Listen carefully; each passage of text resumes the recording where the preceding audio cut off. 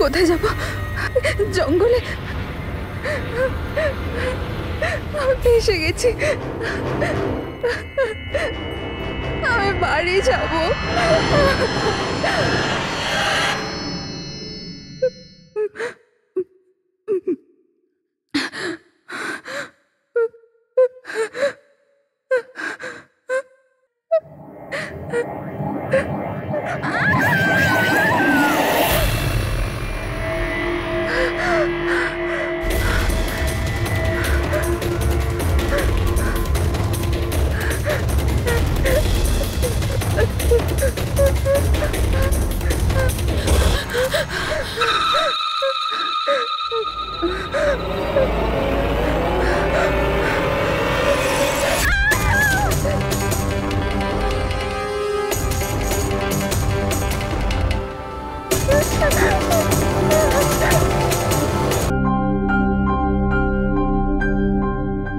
Hello hello, আপনি কি হিরাল বলছেন?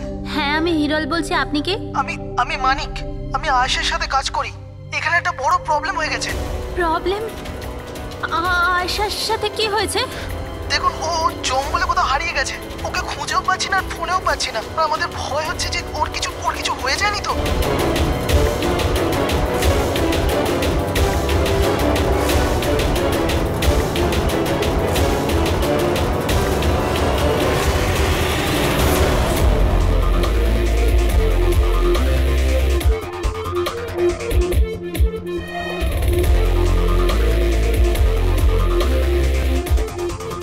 স্যার, ফরেস্ট ডিপার্টমেন্টের লোক ভেতরে আমাদের জন্য ওয়েট করছে, আর আয়েশার ক্রু মেম্বাররা অন দ্য ওয়ে। কিন্তু আপনারা এটা তো নিশ্চয়ই জানেন যে ওই লাশটা আয়েশারই নাকি অন্য কারোর।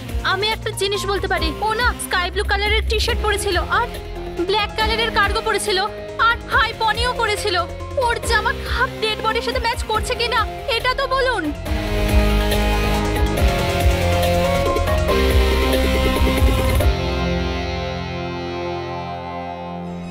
ও, আপনি সেই অফিসার? Yes sir.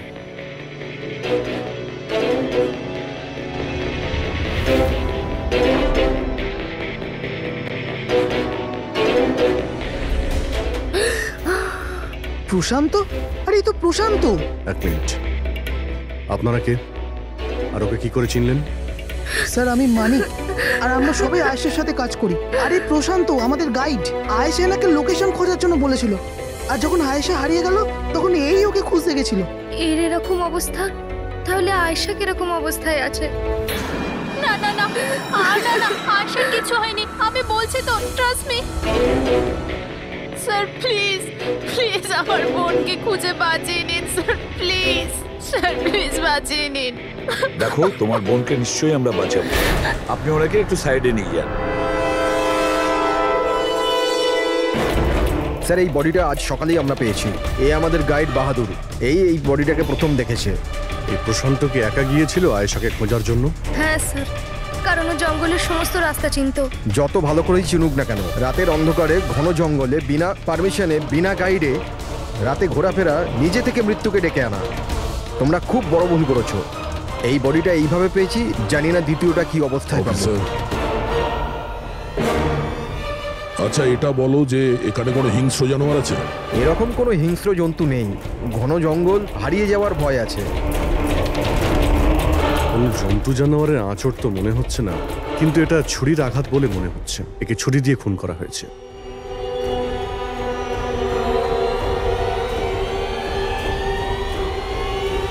স্যার? হ্যাঁ পূরবী? স্যার, এই ক্যামেরাটা পেয়েছি এখানে।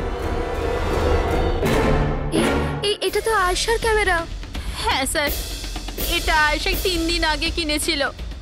এটা চালিয়ে একবার দেখো তো। স্যার, এটা অনই হচ্ছে না। কেন? এটার ব্যাটারি ডাউন স্যার, আর আমাদের কাছে ডিভাইসও নেই এটা চিপ ইনসার্ট করার জন্য। ও মাই গড। আপনারা এইসব শেষ করুন, এগুলো পরে করবেন। আগে আমার বোনকে খুঁজুন। আপনারা বুঝছেন না কেন হারিয়ে গেছে?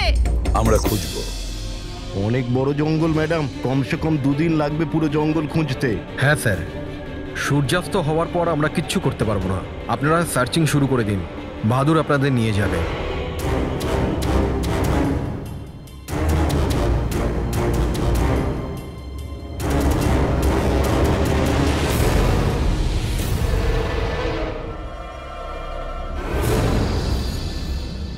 স্যার স্যার আমরা জঙ্গলের অনেক ভেতরে চলে এসেছি স্যার। স্যার এখানে কেউ আসা যাওয়া করে না স্যার। স্যার এক কাজ করি, আমরা ফিরে যাই, না হলে অন্ধকার নেমে আসবে। এখন তো অনেক আলো আছে, অন্ধকার হয়েছে কোথায়? স্যার ফিরতেও তো অনেকটা সময় লাগবে না স্যার? তো ওই হিসাবেই বললাম, এত দূর স্যার কেউ আসেই না স্যার, এখানে কিচ্ছু পাবেন না। আরে ভাই, যখন এত দূর চলে এসেছে একটু দেখে নি না ভাই। চলো চলো। আচ্ছা আচ্ছা।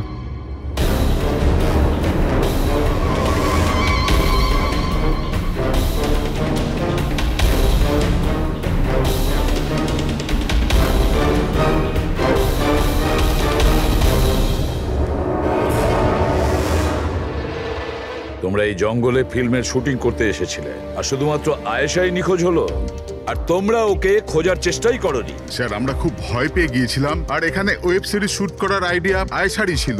স্যার আমরা ওকে আনিনি, ও আমাদের এনেছিল লোকেশন দেখাতে। হ্যাঁ স্যার, এই প্রশান্ত গাইড আয়েশার পরিচিত ছিল, আর এ কাছেই থাকতো আর জঙ্গলটাকে ভালো করে চিনতো।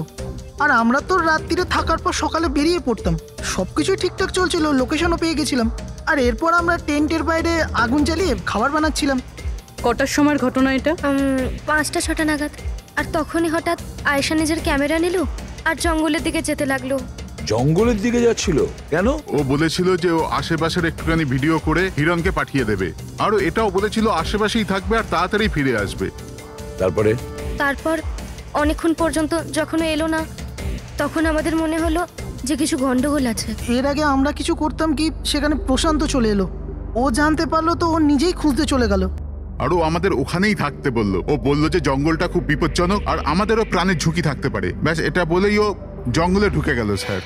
তার মানে ওই প্রশান্ত আর ফিরে আসেনি, আর তোমরা পালিয়ে গেছো এখান থেকে নিজেদের বাঁচাতে। না স্যার, আমরা ওখানেই ছিলাম যখন চিৎকারটা শুনলাম। 15-20 মিনিট পর্যন্ত একটা মেয়ের। স্যার ওই চিৎকার শুনে আমরা খুব ভয় পেয়ে গেছিলাম, আর তারপর আমরা ওখান থেকে পালিয়ে গেলাম। স্যার, আমরা খুব বড় ভুল করে ফেলেছি। চিৎকারটা শুনে আমাদের এখান থেকে পালানো উচিত হয়নি, আয়েশাকে সাহায্য করা উচিত ছিল।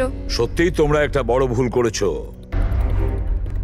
আয়েশার চিৎকার শুনে যদি তোমরা জঙ্গলে ঢুকতে, আয়েশা এখন আমাদের সঙ্গে থাকতো, আর প্রশান্ত ও হয়তো বেঁচে যেত।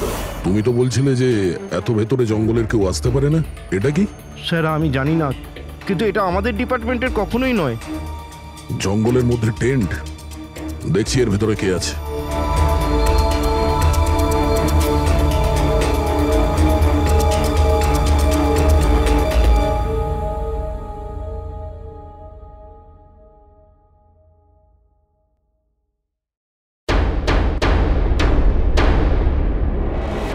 এই কাপড় তো দেখে মনে হচ্ছে কাটা হয়েছে। টেন্ট পিছন দিক দিয়ে কেটেছে, তার মানে সামনে কোনো বিপদ ছিল।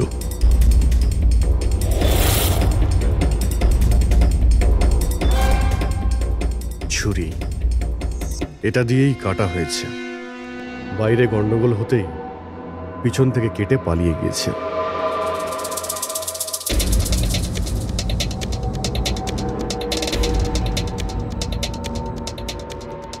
রাতে থাকার পুরোপুরি বন্দোবস্ত ছিল এখানে, বনফায়ার। এই আলু এখানে দেওয়া হয়েছিল। স্যার এত ভেতরে এত রাত্রে থাকার মতন কেউ পাগলই হবে স্যার, না হলে এত ভয়ঙ্কর জঙ্গলে রাতে থাকার কথা ভাববে কে? কোনো নেচার লাভার না কোনো খুনি। এই দেখো,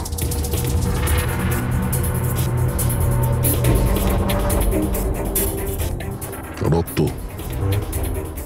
মনে হচ্ছে এখানেই পাথরের ওপর কেউ বসেছিল, হতে পারে আগুন পোয়াচ্ছিল, আর কেউ ওর ওপর হামলা করেছে। এটা দেখে টেন্টের মধ্যে যে ছিল সে পালিয়ে গেছে। চলো আগে গিয়ে দেখি।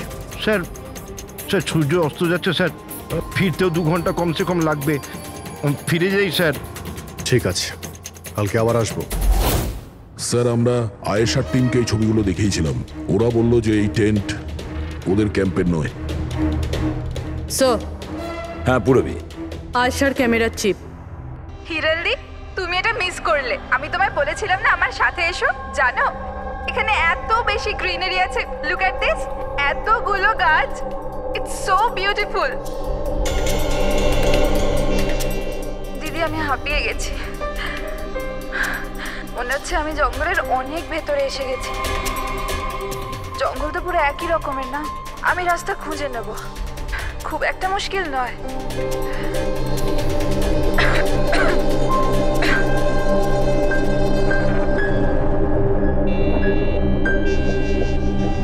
কেউ আছে নাকি ওখানে? কে ওখানে?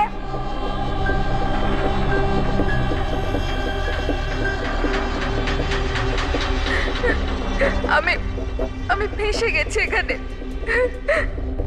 আমি কিছু বুঝতে পারছি না, এখান থেকে আমি কি করে বাইরে যাব। আই এম সরি দিদি, আমার এখানে আসা উচিত হয়নি। আমার মনে হচ্ছে না যে আমি এখান থেকে বেঁচে ফিরতে পারবো, আমায় ক্ষমা করে দিও।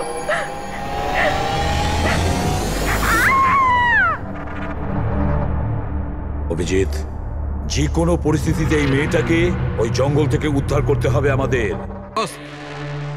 হ্যাঁ সালুকে বস, আয়েশা যে জিনিসগুলো রোজ ব্যবহার করত, আমি সেই প্রত্যেকটা জিনিস থেকে ডিএনএ স্যাম্পল নিয়েছি, কিন্তু আশ্চর্যের ব্যাপার কোনো স্যাম্পলই আয়েশার ডিএনএ সঙ্গে ম্যাচ করছে না। কি? কিন্তু হ্যাঁ, খুনির ব্যাপারে একটা খুব গুরুত্বপূর্ণ সূত্র পেয়েছি। সেটা কি স্যার? বস এই ডিএনএ প্রোফাইলটা দেখো। এই দুটো ডিএনএ প্রোফাইলই দুটো আলাদা আলাদা লোকের, কিন্তু অদ্ভুত ব্যাপার হচ্ছে যে দুটো প্রোফাইলই আমি একই লোকের শরীর থেকে পেয়েছি, প্রশান্ত শরীর থেকে। প্রশান্ত শরীর থেকে? হ্যাঁ বস। সেটা কিভাবে? প্রশান্তর মৃত্যু অগণিত ছুরির আঘাতের জন্য হয়েছে, আর ওর শরীরে যে খাবার চিহ্নটা আছে সেটা আসল নয়, তৈরি করা হয়েছে নকল। আর সবচেয়ে আশ্চর্যের ব্যাপার হচ্ছে যে প্রশান্তের লাশের থেকে আমি ওর রক্ত ছাড়া আরো কারো রক্ত পেয়েছি। এখন এই রক্তটা কোনো পুরুষের না নারীর সেটা আমি বলতে পারবো না, কারণ ওই রক্তটা প্রশান্ত রক্তের সঙ্গে মিশে গেছে। কিন্তু একটা কথা ঠিক বস, এই রক্তটা তখনই বেরিয়েছে যখন প্রশান্ত রক্ত বেরিয়েছে। অভিজিৎ, দয়া, নিশ্চয়ই এটা খুনিরই রক্ত। খুনি প্রশান্তর ওপর হামলা করে, আর তখন নিজেকে বাঁচানোর জন্য প্রশান্ত ওর সঙ্গে মারামারি করে, আর খুনির রক্ত প্রশান্ত শরীরে লেগে যায়। তবে খুনিরও গুরুতর আঘাত লেগেছেন, সামান্য আঘাতে এত রক্ত বেরোবে না তার। তার মানে খুনির শরীরে এখনো আঘাতের চিহ্ন থাকা উচিত। আরো একটা কথা বস। কি? টেন্টের পাশে যে পাথরের উপর রক্তের ছাপ ছিল সেই রক্তটা প্রশান্তরই। তার মানে পুরো ব্যাপারটাই ওই তাঁবুর আশেপাশে ঘটেছে।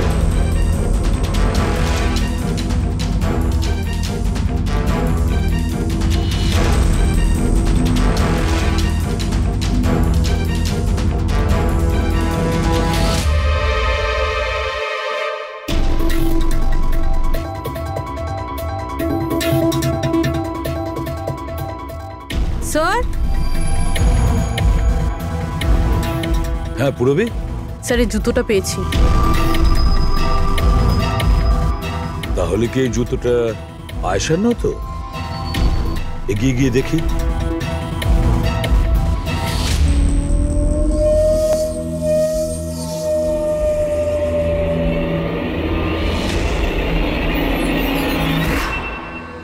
স্যার, হ্যাঁ এই দেখুন স্যার।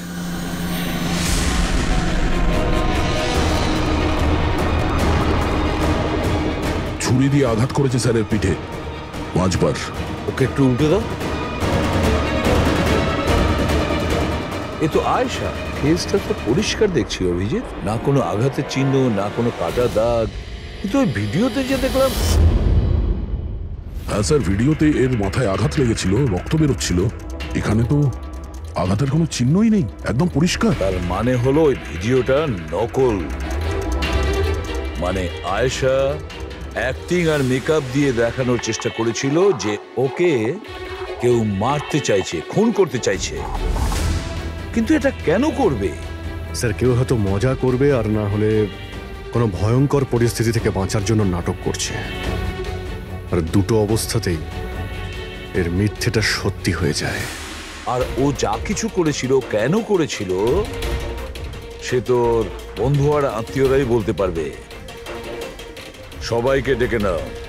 প্যাড্রিক, আয়েশার সমস্ত ফোন রেকর্ড চেক করো।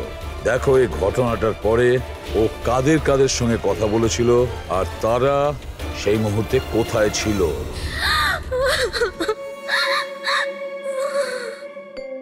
এরা আমাকে কেন ওকে দেখতে দিচ্ছে না? কি বাজে ভাবে মেরেছে আমার বোনকে। আর এরা বলছে যে ও নিজের মৃত্যুর নাটক করেছে, নিজের মার্ডারের নাটক। আর ওই নাটক সত্যি হয়ে গেছে। ভুল বলছে ওরা, মিথ্যে। আমাদের আয়েশা এরকম করতেই পারে না। আপনারা ভুল অভিযোগ করছেন।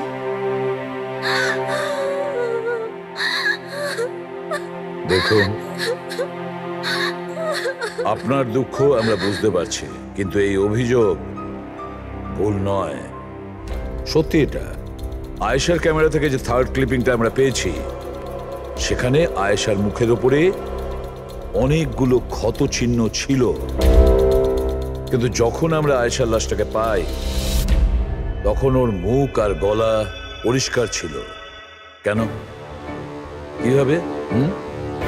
এই ভিডিওটাতে আয়েশা মজা করছিল না তো? ওর মজা করার স্বভাব ছিল না তো? একদম না। ওর জীবনে এত সমস্যা ছিল যে ও মজা করবার কথা ভাবতেই পারতো না। ও জঙ্গলে হারিয়ে গিয়েছিল, আর কোনো মানুষ এই সিচুয়েশনে মজা কি করে করবে? অন্য কারো কথা জানি না, কিন্তু আয়েশা এটা অবশ্যই করেছে। আর যদিও মজা করে না করে তো ইচ্ছে করেই করেছে। কি কেউ এটা কেন প্রমাণ করার চেষ্টা করবে যে তার সঙ্গে কিছু অন্যায় হয়েছে? আয়েশা এরকম কেন চাইবে? হ্যাঁ, ওর ওপর সত্যিকারের অ্যাটাক হয়েছিল, ও মারাও গেছে, ওটা আলাদা কথা, কিন্তু ও এই নাটকটা কেন করেছিল? কি সত্যি কি ও কোনো প্রবলেমে ছিল যার কারণে ওকে এই ড্রামাটা করতে হয়েছিল? হ্যাঁ, ও সমস্যায় ছিল, এমন সমস্যা যার থেকে ওকে মৃত্যুই বাঁচাতে পারতো। মানে তুমি কি বলতে চাইছো? স্যার, হ্যাঁ ফেডরিক, এটা আয়েশার কল রেকর্ডস। বিশেষ কিছু পেয়েছো? হ্যাঁ স্যার, একটা লোক আছে কেতন, সে আয়েশাকে অনেকগুলো মেসেজ আর কল করেছিল। এমনকি যেই রাতে আয়েশা খুন হয়েছিল সেই রাতেও ওর ফোন জঙ্গলের কাছেই ছিল, 2 কিলোমিটারের মধ্যে। এই কেতনকে? খুনের রাতে ও জঙ্গলের আশেপাশেই ছিল। কে? হ্যাঁ স্যার, ও আয়েশার স্বামী। দুজনে আলাদাই থাকতো। যদি আয়েশা ওর মৃত্যুর নাটক করে থাকে, তাহলে তার পেছনে কেতনের হাত থাকতে পারে। কেতন আয়েশার হাজবেন্ড, আর আপনাদের মধ্যে কেউ এই কথাটা আমাদের বলার প্রয়োজন মনে করলেন না। হ্যাঁ, কিন্তু কেতনের জন্য নিজের মৃত্যুর নাটক কেন করতে যাবে? আমার মনে হয়েছিল যে আমরা কেতনের থেকে মুক্তি পেয়ে গেছি, কিন্তু আমি কি করে জানবো ওই আমার বোনের প্রাণ নিয়ে নেবে? প্লিজ, কেতনই আমার বোনকে মেরেছে। আমি বলছি, তুমি নিজেকে সামলাও please. Ketna, please calm down. আপনারা প্লিজ নিজেদের মধ্যে কথাবার্তাটা থামান আর আমাদের বলুন কি ব্যাপার। আমি আপনাদেরকে বলছি, আসলে আজ থেকে 2 বছর আগে কেতন আর আয়েশার একটা ট্রিপে আলাপ হয়েছিল। আয়েশা কেতনকে বিয়ে করেছিল। তাড়াহুড়োতে সিদ্ধান্ত নেওয়ার শখ ছিল ওর, কিন্তু জানতো না এই সিদ্ধান্তটা কতটা ভুল নিয়েছিল। কেতন ওর যোগ্য ছিল না, একটা পাগল লোক ছিল, পসেসিভ ছিল, ওর জীবনটা অতিষ্ঠ করে রেখেছিল। এই জন্য 6 মাস আগে ওকে ও ছেড়ে দেয়। এছাড়া আর কি করতো? আমরা সবাই দেখেছিলাম ওকে কিরকম টর্চার করা হতো। মানিক, আজকে সব অডিশনে ক্যামেরাতে আছে, স্ক্রিনে প্লে কর, স্যারকে দেখাতে হবে। আর আয়েশা এক্ষুনি এসে যাবে। ঠিক আছে। আয়েশা? আয়েশা, কি হয়েছে? Are you okay? আয়েশা, তুই ঠিক আছিস? কি করে হলো এসব? কে করলো এসব? আরে তোমরাও না কত প্রশ্ন করো, কিচ্ছু হয়নি আমার। আসলে কি হয়েছে, ওই তাড়াতাড়িতে সিঁড়ি দিয়ে নামছিলাম আর পা পিছলে গেছে। চুপ কর আয়েশা, কত কভার আপ করবি? আমি তো এটা বুঝতে পারছি না, তুই ছেড়ে দিচ্ছিস না কেন ওই মানুষটাকে? আমি ছেড়ে দিলেও ও আমায় ছাড়বে না। আরে আইন বলে কিছু আছে নাকি? পুলিশের হাতে তুলে দিও ওকে। কেউ ওর কিচ্ছু করতে পারবে না। ওকে যদি পুলিশে ধরেও নিয়ে যায়, ও সেখান থেকেও চলে আসবে আর আমাকে খুঁজে বার করবে, তারপর আমায় ছাড়বে না। কখন থেকে ফোন করছি তোকে আমি? হ্যাঁ, ধরছিলিস না কেন? এখানে বসে টাইম পাস করছিস? হ্যাঁ না কেতন, তোর এত সাহস কি করে হলো? কেতন আমি ডাক্তারের কাছে গেছিলাম, তাই ফোন সাইলেন্ট ছিল, অন করতে ভুলে গেছি। ওকে, ডক্টর, হ্যাঁ আজকাল খুব বেশি যাচ্ছিস না ওর কাছে? কেতন কি বলছো? এরকম কিচ্ছু নয়। আর তুমি বললে আমি ডাক্তারের কাছে আর কোনোদিন যাব না। আমাকে প্লিজ ছেড়ে দাও, আমাকে ক্ষমা করে দাও। তোকে তোর যোগ্যতা দেখাই, চ। কি করছে সব? ছাড়ো ওকে। এই নিজের কাজে মন দে, বুঝেছিস? Enough enough. মানুষ না, এই কেতন তো জানোয়ার। তোমরা কেতনের ব্যাপারে আমাকে আগে বলনি কেন? আপনারা যা বললেন সেটা শুনে তো মনে হচ্ছে কেতনই আমাদের প্রাইম সাসপেক্ট। মনে হচ্ছে কেতনের কারণেই সেটা করেছে। আর কেতন আয়েশার অভিনয়টাকে বাস্তবে পরিণত করেছে। যদি যদি তোমরা কেতনের ব্যাপারে আমাকে একটু আগে জানাতে পারতে। গত 6 মাস ধরে আয়েশা আমাদের সাথেই ছিল, আর এর মধ্যে একবারও তো কেতনের সাথে দেখাও করেনি। আর শহর থেকে এত দূরে জঙ্গলে আসতে পারে সেটা তো আমরা ভাবিইনি। এই ধরনের পাগল আর সন্দেহবাতিক লোক যে কোনো কিছুই করতে পারে। হ্যাঁ, কেতনের অ্যাড্রেস আর টেলিফোন নাম্বারটা আমাদের দেবেন।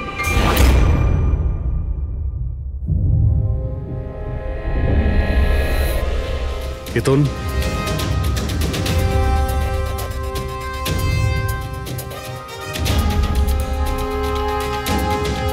স্যার, এই ফটোগুলো দেখে তো মনেই হচ্ছে না যে দুজনের মধ্যে কোনো ঝামেলা ছিল। আপনারা? কেতন আয়েশার স্বামী। Police, CID. আপনারা কি করতে এসেছেন এবার? আমার আয়েশা চলে গেছে, আমার জীবন বরবাদ হয়ে গেছে। আপনারা কি চান আমার থেকে? ইনফরমেশন তোমার আর আয়েশার ব্যাপারে। শুনেছি তুমি নাকি খুব বিরক্ত করতে ওকে। স্যার, আমি ওকে অনেক ভালোবাসতাম, নিজের থেকেও বেশি। সেই কারণে ওকে টর্চার করতে, মারতেও? হ্যাঁ, আমি কেন টর্চার করবো ওকে? তোমার কাছ থেকে বাঁচার জন্য কোর্টের কাছে সাহায্য চেয়েছিল, তাও তুমি ওকে বিরক্ত করা বন্ধ করনি। স্যার মিথ্যে কথা এসব, এরকম কিছুই ছিল না। মিস্টার কেতন, রেকর্ড আছে আমাদের কাছে। তুমি বারবার ওকে ফোন করে আর মেসেজ করে হুমকি দিয়েছিলে। আর এটাও কাউকে বলেওনি, আমরা জেনে গেছি। আর তাছাড়াও গত 6 মাস ধরে তুমি হেরাল আর রোহানের ঘরের আশেপাশে ঘোরাফেরা করছিলে। আর যে রাতে আয়েশা খুন হয়েছে ওই রাতে তুমি ওই জঙ্গলেই ছিলে। এগুলো তোমার ফোনের লোকেশন থেকে পাওয়া গেছে। নিজের অপরাধটাকে লুকানোর চেষ্টা করো না, কোনো লাভ হবে না। আর এই ডবল মার্ডারে খুনিরও প্রচুর আঘাত লেগেছে। এই কি করে লাগলো তোমার? স্যার, এই আঘাতটা ওই দিন ঝোপেতেই লেগেছিল, কিন্তু এরকম কিছুই নয় যেটা আপনারা ভাবছেন। স্যার, আমি আয়েশাকে মারিনি। স্যার, আমি মানছি যে আমি ওই দিন জঙ্গলে গিয়েছিলাম, কিন্তু স্যার আমি তো শুধু ওর সাথে কথা বলার জন্য গিয়েছিলাম। স্যার, পুরো 6 মাস হয়ে গেছে, আমি ওকে দেখিনি পর্যন্ত। খুব মিস করতাম স্যার ওকে। ওর সাথে দেখা করতে চাইতাম, ওর সাথে কথা বলতে চাইতাম, যাতে ওকে বাড়িতে ফিরিয়ে আনতে পারি, যাতে আবার টর্চার করতে পারো। না স্যার, আমি বদলে গেছি স্যার। স্যার, আমি তো এটাই বলতে চেয়েছিলাম, কিন্তু যখন আমি জঙ্গলে গেলাম দেখলাম যে ও অন্য কারোর সাথে যাচ্ছে জঙ্গলের ভেতর। স্যার, আমি কি করতাম স্যার? আমি এমনিতেই মাথা গরমের লোক। আমি ভাবলাম বেকার বেকার ঝামেলা তৈরি হবে, সেই জন্য আমি চুপচাপ বাড়ি ফিরে এলাম স্যার। স্যার, ট্রাস্ট মি, আমি কিচ্ছু করিনি, আমি মারিনি ওকে স্যার। দেখো কেতন, তুমি এখনো আমাদের সন্দেহের তালিকায় আছো। যতক্ষণে কেসটা শেষ না হচ্ছে তুমি হেফাজতে থাকবে। স্যার, এই কেতনের কাছে কিন্তু আয়েশাকে মারার মোটিভ ছিল। ও তো বেঁচে গেছে, এবার বাকি রয়েছে এরা সবাই। হিরাল, সায়রা, অজিত, মানিক আর রুহান, এরা কি সবাই আয়েশার আপনজন ছিল? এদের কি মোটিভ হতে পারে? কারণ এদের মধ্যে তো কোনো প্রবলেম নজরে পড়ছে না। কেউ তো হবে স্যার যার আয়েশার মৃত্যু হলে লাভ হবে। কেউ কি পাবে ও মারা গেলে? সম্পত্তি, টাকা। টাকা? ইন্স্যুরেন্সের টাকা? হ্যাঁ, ইন্স্যুরেন্স। রবি, ফেডরিক, একটা কাজ করো, এই শহরে যতগুলো ইন্স্যুরেন্স কোম্পানি আছে সেখানে গিয়ে খোঁজ নাও আয়েশার নামে ওদের কাছে কোনো লাইফ ইন্স্যুরেন্স পলিসি আছে কিনা। কিন্তু একটা কথা, আয়েশার বন্ধু বা তাদের ফ্যামিলির কাউকে বলবে না কিছু। যদি ওদের মধ্যেই কেউ খুনি হয় সে সতর্ক হয়ে যাবে।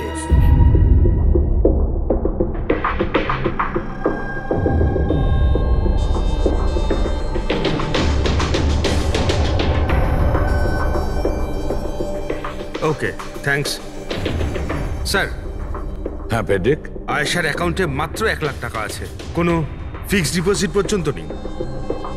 স্যার তনিশা ইন্স্যুরেন্স প্রাইভেট লিমিটেডের কাছে আয়েশার নামে একটা বীমা পলিসি রয়েছে 50 লাখ টাকার। ও আচ্ছা। আর এই টাকা আয়েশার ভাগ্নি মানে ও দিদি আর জামাইবাবুর মেয়ে নিমিষা পাবে। আচ্ছা, তাহলে এই ব্যাপার। স্যার আসলে আপনারা কি চাইছেন? আমার যা জানা ছিল আমি সবকিছু বলে দিয়েছি। আর আপনারা জানেন আমার স্ত্রীর শরীর কতটা খারাপ, এখন আমার ওর সঙ্গে থাকা উচিত, আর আপনারা আমাকে এখানে আটকে রেখেছেন।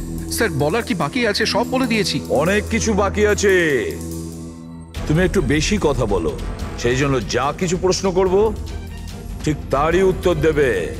এই তোমার ওইখানে যে ফ্যাক্টরিটা আছে ওটা তো বাজেয়াপ্ত হতে চলেছে, এর লোন তুমি শোধ করতে পারোনি কি? হ্যাঁ, কিন্তু আপনারা এগুলো কেন জিজ্ঞাসা করছেন? আপনারা এগুলো কি করে জানলেন? প্রশ্ন নয়, শুধু উত্তর। আয়েশা তোমাদের সাথে তোমাদের বাড়িতেই থাকতো না? তাহলে 7 দিনে তুমি ওকে 41 বার কল করেছো কেন? বাহ বাহ বাহ, 7 দিনে 41টা কল এসেছে আয়েশা, দারুণ ব্যাপার। আর তার উপরেও তুমি অর্থ কষ্টে ভুগছিলে, তাই না? আর আয়েশার মৃত্যুর পরে তোমার ছোট বাচ্চা টাকা পেত 50 লক্ষ টাকা। আর ওই ছোট্ট নিরীহ শিশু সে কি করে জানবে 50 লাখের ধর্ম? ও কিভাবে ব্যবহার করবে? আর ওই 50 লক্ষ টাকা তো ভোগ করতো বাচ্চাটার বাবা, মানে তুমি, রোহন। থামুন আপনারা, চুপ করুন। আপনাদের কথা মতো আমি আয়েশাকে মেরেছি। স্যার আমার ওপর 15 কোটি টাকার লোন আছে, 50 লাখে আমার কিচ্ছু হবে না। আমি আয়েশাকে মারবো। আর ওটা যা ওর শরীরের ওপর থেকে খুনির রক্ত পাওয়া গেছে, আপনারা দেখতে পারেন আমার গায়ে কোনো চোটই লাগেনি, কারণ আমি ওখানে ছিলামই না, আমি কাউকে খুন করিনি। সব ঠিক করা ছিল, প্রশান্ত সবকিছু সামলানোর কথা ছিল। কি সামলে নিত? হ্যাঁ, প্রশান্ত কি সামলে নিত? বলো, প্রশান্ত কি সামলে নিত? স্যার আমার ভুল হয়ে গেছে, আমার সবকিছু আপনাদের আগেই বলে দেওয়া উচিত ছিল। আমি ভয় পেয়ে গেছিলাম, খুব ভয় পেয়ে গেছিলাম। কোনটা বলার ছিল আগে? তাড়াতাড়ি বলো। আমি আয়েশার প্ল্যানে যুক্ত ছিলাম। আমরা শুধু ওকে মৃত দেখাতে চেয়েছিলাম, অ্যাকচুয়ালি ওর মরার কথা ছিল না। তার মানে আমাদের সন্দেহ ঠিক ছিল স্যার? সবকিছু ঠিক ছিল, ওই ভিডিওটা নকল ছিল, শুধু কেতনের থেকে বাঁচার জন্য ছিল। আর তুমিও এই প্ল্যানে জড়িত ছিলে? স্যার কেতন আয়েশার জীবন অতিষ্ঠ করে দিয়েছিল, ও বেচারি চুপ থাকতো, কাউকে কিছু বলতো না।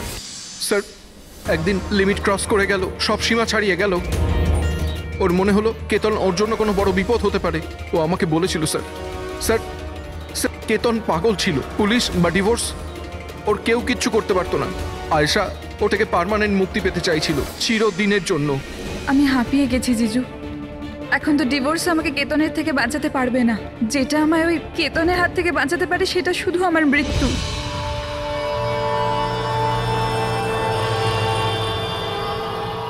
আয়েশা, এটাই যদি একমাত্র রাস্তা হয় তাহলে এটাই ঠিক। তোমার মৃত্যু তোমায় কেতনের হাত থেকে বাঁচাতে পারে। মরে যাও। হোয়াট? রিল্যাক্স, আমার কাছে একটা আইডিয়া আছে। আমাদেরকে এমন কিছু করতে হবে যাতে মনে হয় আয়েশা মরে গেছে। তোমার সাথে কোনো দুর্ঘটনা হলো বা কেউ তোমাকে মেরে দিল, আর বডিকে এতটা খারাপ করে দেওয়া হলো যে কেউ চিনতে না পারে আয়েশা। তারপর তুমি এখান থেকে অনেক দূর চলে যাবে, আর তোমার ওই ইন্স্যুরেন্সের টাকা যেটা মিমির নামে আছে আমি তোমাকে পৌঁছে দেবো। 50 লাখ টাকা দিয়ে একটা নতুন জায়গা, নতুন লাইফ, নতুন করে শুরু করবে। কিন্তু জিজু, আমি বেঁচে থাকাকালীন আমার লাশ কোথা থেকে আসবে? ওর জন্য টেনশন নিও না, আমি সবকিছু করে নেব। আমার এক বন্ধু আছে প্রশান্ত, ও আমার জন্য অনেক কাজ করে দিয়েছে। কিন্তু হ্যাঁ আয়েশা, এরপরে তুমি কখনো জীবনে আমার সাথে, মিমির সাথে, হিরালের সাথে কোনোদিন দেখা করতে পারবে না। হ্যাঁ, কিন্তু ওই পাগল লোকটার থেকে তুমি সারা জীবনের জন্য মুক্তি পেয়ে যাবে, তুমি মুক্ত হয়ে যাবে। সবকিছু ঠিক ছিল, সবকিছু প্ল্যান মাফিক চলছিল। আমি আয়েশা আর প্রশান্তর সঙ্গে ফোনে যোগাযোগ রেখে চলছিলাম। তারপর জানি না হঠাৎ করে ফোন কেটে গেল। আমি জানতাম ওখানে একটা মেয়ের মৃতদেহ পাওয়া যাবে, যার ব্যবস্থা আমি বাধ্য হয়ে করেছিলাম। শুধু আয়েশার জামা কাপড় ওই মেয়েটিকে পরানোর কথা ছিল। ওর মুখটা এত খারাপ ছিল যে কেউ চিনতেও পারতো না। কিন্তু স্যার সিরিয়াসলি আমি তো শকে ছিলাম। ওটা মেয়েটার নয়, প্রশান্তের বডি ছিল। স্যার প্রশান্ত তো আয়েশাকে সকাল হওয়ার আগেই জঙ্গল থেকে অনেক দূরে নিয়ে যাওয়ার কথা ছিল, কোনো সেফ জায়গায়। কিন্তু হঠাৎ করে কি হয়ে গেল স্যার, স্যার আমার যতটা জানা ছিল আপনাদের বলে দিয়েছি স্যার। স্যার প্রশান্তকে কে মেরেছে, আয়েশাকে কে মেরেছে আমি জানি না। স্যার তার মানে তৃতীয় কোনো ব্যক্তি ছিল যে প্ল্যানটার ব্যাপারে জানতো, যে আয়েশাকে চিনতো, প্রশান্তকেও চিনতো, আর ওই সময় ওই জঙ্গলেই ছিল। কোনো তৃতীয় ব্যক্তি? হ্যাঁ, কোনো তৃতীয় ব্যক্তি। তোমার প্ল্যানের হিসাবে টেন্টে প্রশান্ত এবং আয়েশা থাকার কথা ছিল, কিন্তু টেন্টের পাশে একটা পাথরের উপর প্রশান্তর রক্ত পাওয়া গেল, আর ওই টেন্টটা পেছন থেকে ফাটা ছিল। মানে আয়েশা টেন্টের সামনে থেকে যাওয়ার বদলে পেছন থেকে ছিঁড়ে বেরিয়েছে। মানে ও বিপদটা আগে থেকে বুঝতে পেরেছিল। হতে পারে ও প্রশান্তর সঙ্গে যা কিছু হয়েছিল সেটা দেখে ফেলেছিল। ইট ইজ ক্লিয়ার যে ওখানে কোনো তৃতীয় ব্যক্তি ছিল। ও প্রথমে প্রশান্তকে মেরেছে, তারপর আয়েশার পেছনে দৌড়েছে। কারেক্ট।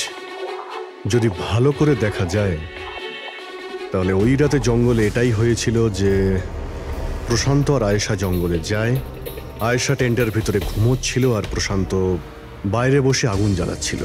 এর মধ্যে সেই তৃতীয় ব্যক্তি ওইখানে যায় আর প্রশান্তর সঙ্গে ঝামেলা বাঁধে, আর সেই ব্যক্তি ওর উপরে আক্রমণ করে, আর আয়েশা টেন্টের পিছন দিয়ে পালিয়ে যায়।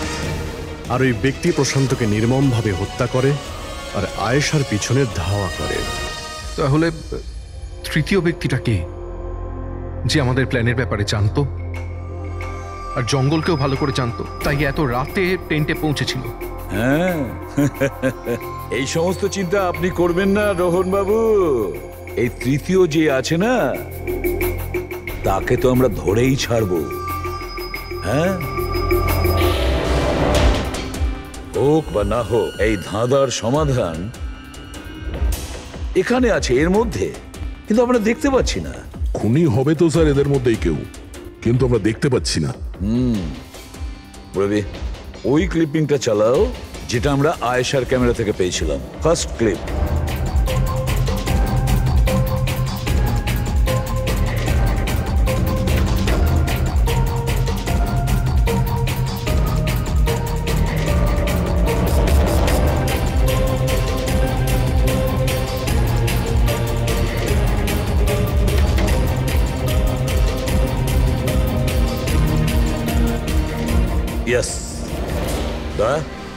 তুমি ঠিকই বলেছিলে, খুনি আমাদের সামনেই আছে, কিন্তু আমরা দেখতে পাচ্ছি না।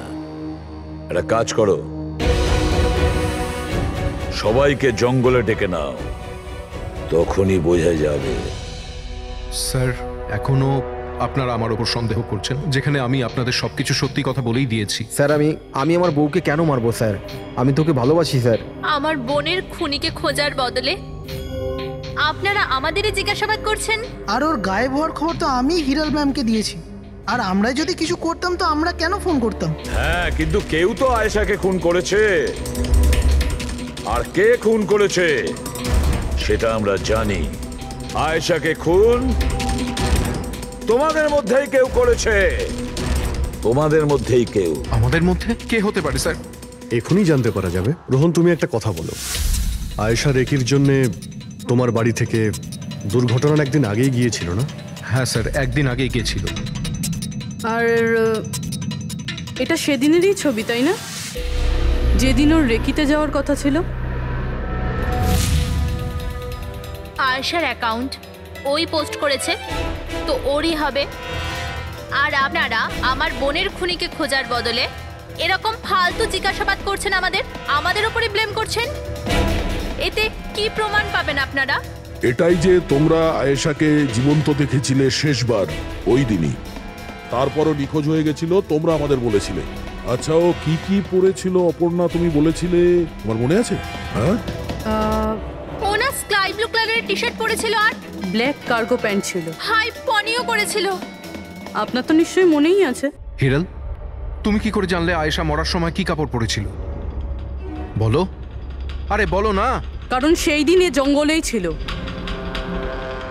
এই প্রশান্তকে মেরেছে আর তারপর আয়েশার পিছনে দৌড়োয়, ওর পিছু নেয় আর ওকে মেরে ফেলে। আর প্রশান্তকে মারার সময় তোমার গভীর আঘাতও লাগে। দেখাও। হত সারুন, আমার দূরে থাকুন। হ্যাঁ, আমার থেকে। একে তো আপনারা আমার বোনের খুনিকে খুঁজে পাচ্ছেন না, তার উপরে আমার উপরে অভিযোগ দিচ্ছেন। হ্যাঁ, ব্যাস, অনেক অভিনয় করেছো, এবার ঠিক করে বলো কেন মেরেছো তুমি আয়েশাকে? হ্যাঁ, আমি মেরেছি আয়েশাকে। আমি মেরেছি আয়েশাকে।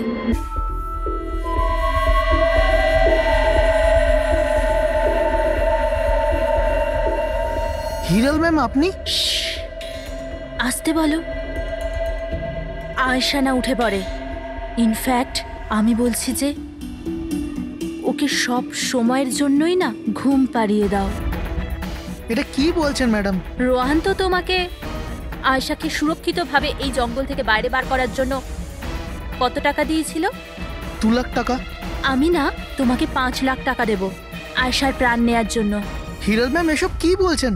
আয়েশা ম্যাডাম আপনার বোন, আর আমি ওকে বাঁচানোর সওদা করেছি। আমি ওর সাথে বেইমানি করতে পারবো না।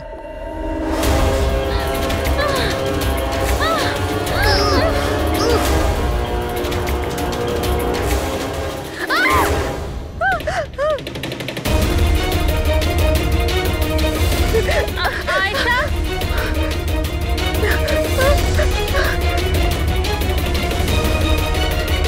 আয়েশা,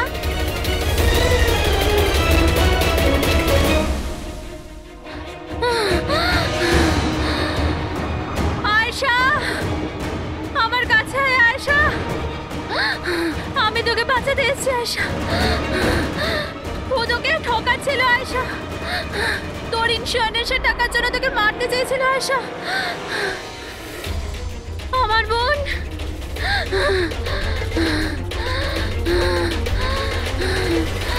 আয়েশা।